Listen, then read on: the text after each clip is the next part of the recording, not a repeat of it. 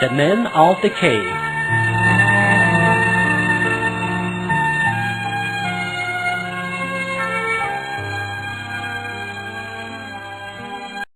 After attacking Rome, Decianus, the Roman emperor, sat on the royal throne and took the reins of government.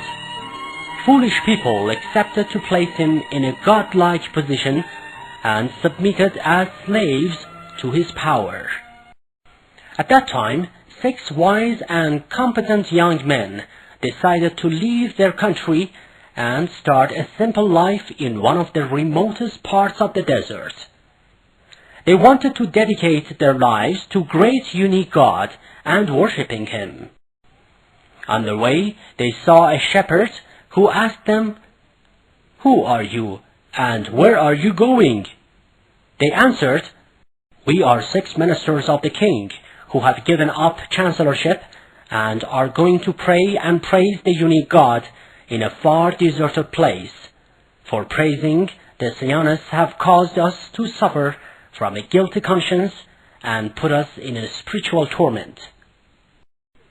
The shepherd said, "If you agree, I would like to accompany you on this trip, for I have the same opinion as yours and want to participate in the ceremony of praising great God." The young men accepted his request, but against their will, the shepherd's dog also started following them, and their efforts for preventing the dog from following them was of no use. Finally, they found no other way rather than taking the dog with them. With the guidance of the shepherd, the young men climbed up a mountain and from the other side reached a green and flourishing foothill. They started eating the fruits of the trees and drinking the refreshing water in the land. Then they entered an opening in the mountain and fell asleep in that cave after saying their prayers. The shepherd's dog, too, placed its head on its hand and slept by the cave opening. While sleeping, a pleasant breeze was caressing their bodies, and the sunlight sometimes penetrated inside the cave. But regardless of all these things, they went to a deep sleep which lasted for 300 years. During this long sleep, they did not even wake up for a second. Finally, after 300 years, they woke up through God's will and started asking one another how long they had been sleeping.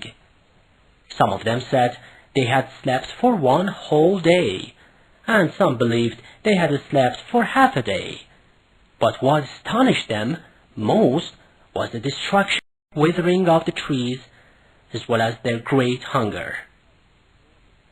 One of them voluntarily wore the shepherd's clothes and went to the town to buy some food. When he got there, he went to a baker's, picked up some pieces of bread, and gave his money to the shop owner. The baker got the money, and after taking a look at it, carefully said, "You young men, have you found a treasure somewhere around?" The young man answered, "Why, this is the money I've received in exchange for the dates I sold the day before yesterday." The baker did not believe his words and took him to the king. In the king's presence, the young man narrated whatever had happened to him and his friends. The king answered, "We shall come with you to see your friends. This is the only way we can make sure of the truthfulness of your words."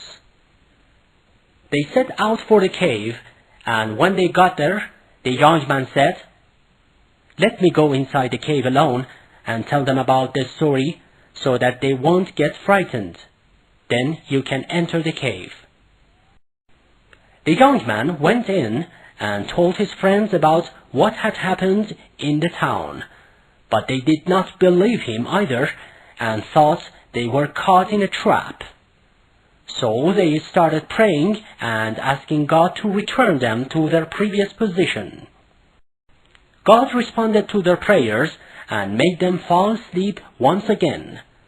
After a while, the king and his agents, having noticed that the absence of young man had taken long, entered the cave. But owing to God's will, the men of the cave were hidden from their sight. Following this, the king ordered to set up a building in that place for worshipping and praising God. This event was a token of God to draw the attention of people to God's power.